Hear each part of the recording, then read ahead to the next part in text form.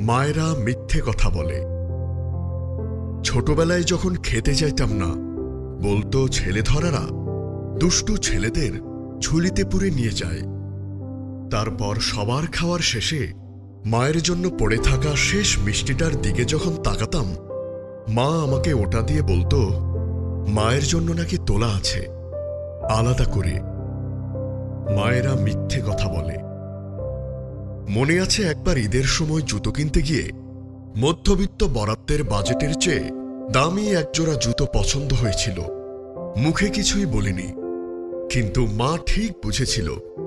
বাবার হাতে আমার সেই পছন্দ করা জুতোটা দিয়ে বলেছিল মায়ের নাকি নিজের জন্য কিছুই পছন্দ হয়নি। আমি কিন্তু বুঝেছিলাম মায়েরা সত্যিই মিথ্যে কথা বলে। কাকতালীয়ভাবে আমার পরীক্ষার আগে মায়েরও নাকি রাত্রে ঘুম আসত না, কিন্তু দেরি করে ওঠার লাক্সারি তো নেই, তাই চোখের নিচের কালিকে মা বয়সের ছাপ বলতো। বিয়ের পর যখন ঘুরতে যাব ঠিক করেছি, মা বলল পায়ের ব্যথাটা বড্ড বেড়েছে, তোরা ঘুরে আয়। মায়েরা হয়তো সত্যিই মিথ্যে কথা বলে। দিনের শেষে যখন ক্লান্ত পায়ে বাড়ি ফিরি, অন্ধকার সিঁড়ির উপর দৌড়ে বেরোই, কারণ মা বলতো ভয় নেই, অন্ধকার শেষে মা দাঁড়িয়ে থাকে।